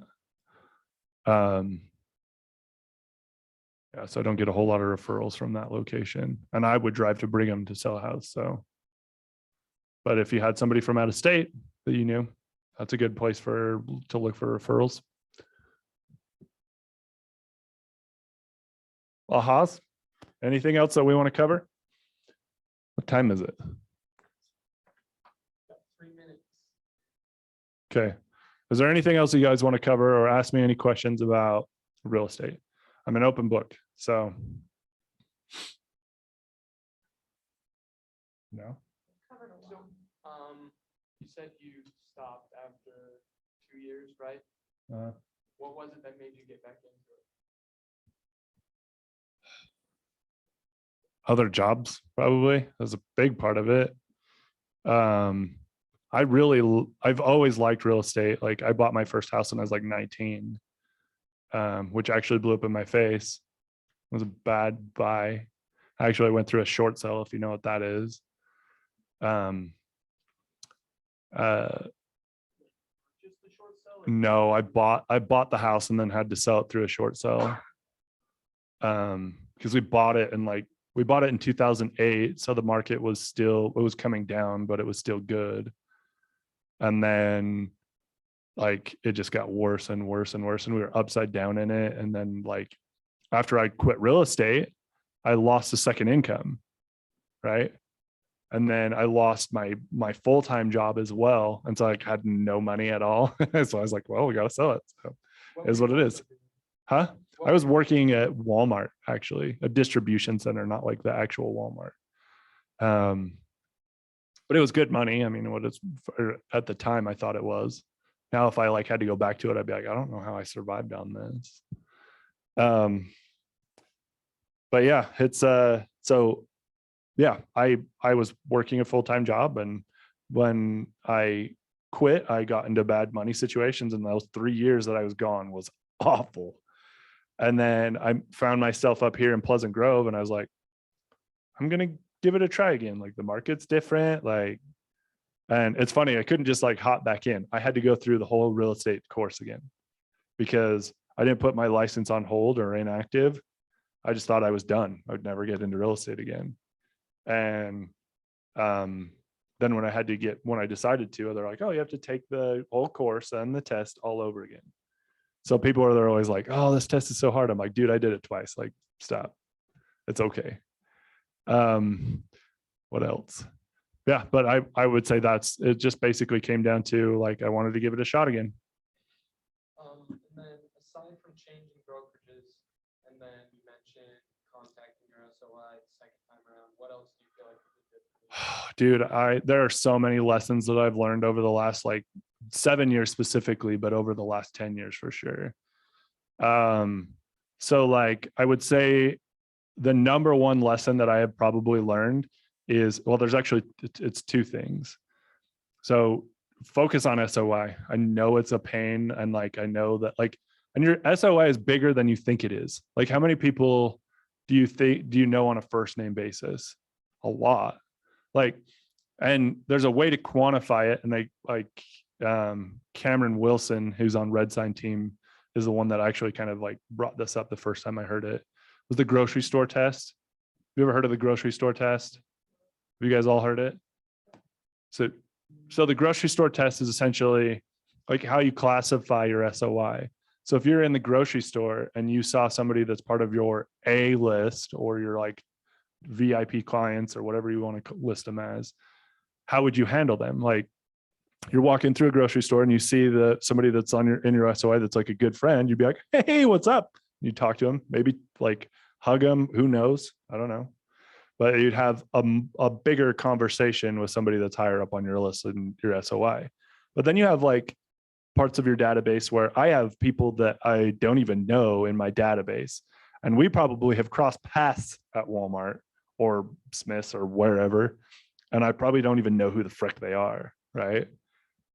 They're in my database. Like I could call them tomorrow and they'd be like, yeah, we know who you are by name, but we've never like met, right? So that's how they quantify like that's the easiest way to quantify kind of like what part of your SOA they should be in, whether they're an A, B, C, or D client. So I would say, yeah, definitely focus on SOI. It's bigger than you think it is. Like you should be able to put 200 people together pretty easily. Even if you're new to the area, you'd be surprised. And then the second thing that I learned is like, don't take things personal. Like, it's just like, what I was joking about, like, rejection, like to be prepared for rejection. It just comes up so often. And like, I hate like I'm a huge people person, and I don't like confrontation, and I don't like, I just like don't want to let people down. And, I take things personal when people don't use me as their agent. I'm like, what did I do? Like, I thought we were like really good friends. Like, I don't understand. And it's just going to happen. Like, there's just no way to avoid it. It's like eventually somebody that you've worked with or know personally is not going to work with you, and it's going to be a punch in the gut. And I've had it lots of times, and a lot of I'll be honest, the biggest thing the reason that that's happened is because I've been lax about my follow-up, about not staying in touch with these people better than I think that they're like a golden lead and they're never going to go to anybody else. Well, the truth is all it takes is for them to meet one other person that they like just as much as you, and they're gone. Right. So follow-up's a big deal. But yeah, those are probably my two biggest lessons that I've learned. I've got a million of them though. Like, I'll be honest, like there's just so many things. Like the business card one was a huge learning experience, like stop giving out my business card. It changed my business. Right. Trying to think of other things that changed my business big time. Getting are you guys all on the Transcend team or a team? Right. So I think one of the biggest things that I did this last year was hire a transaction coordinator. So I use Jen Gray. Like, have you seen Jen Gray around? Yeah. And it's just been like, I'm so lazy. Like, I freaking hate that stuff. Like, I don't want to do paperwork. I don't want to. And I'll tell you what, like the thing that drives me crazy about paperwork is the reason we have so much freaking paperwork is because some idiot did something stupid because they were trying to screw over their client, or, they weren't being upfront and honest, and they wanted to get around something and do something awful. All the paperwork that we have is because of that. And so when I go through paperwork and I come across something like that, I'm like, I freaking hate that person, whoever that person is. It could be, I just am going to pretend it's this guy. And I'd be like, this guy, I hate him. I can't stand him. So yeah. And I was going through it this recently, like one of my biggest pet peeves right now is when you take a listing and you sign the listing agreement, you have to have that listing on the market within like a week. And I'm like, dude, nobody, I am dead set on getting this listing, but nobody is going to be ready to be on the market in a week, but you have to get it on the market before they even reached out to you. Yeah. And so it drives me crazy because I know that it has something to do with some agent. Like, I'm going to market this listing and hold it hostage and not put it on the market. I freaking can't stand it. Like, that extra work. I just got fined $250, even though I use a freaking transaction coordinator, but I got the listing agreement signed, and then I dragged my feet to submit it. I submitted it to them, and then they put it all in the MLS and they submit it.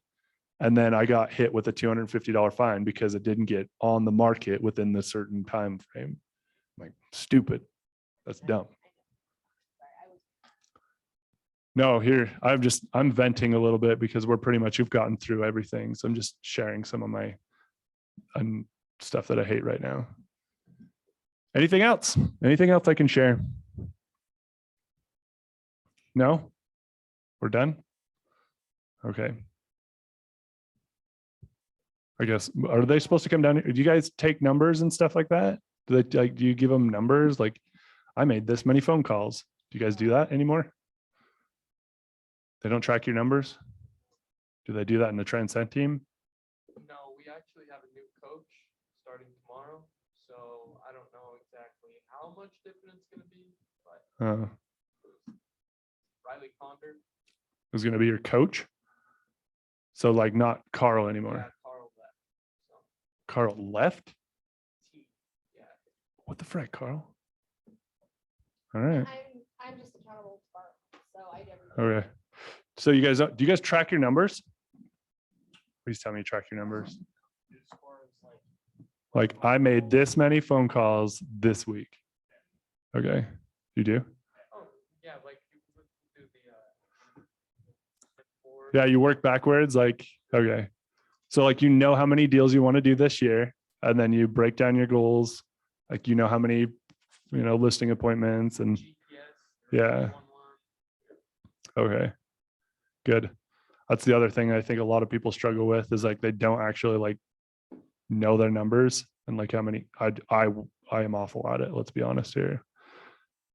It's so funny. Like I love coming to team meeting, and when they ask me to speak, I'll like say something like super crazy. I'm like, nobody here does this. So like, why are we even talking about it?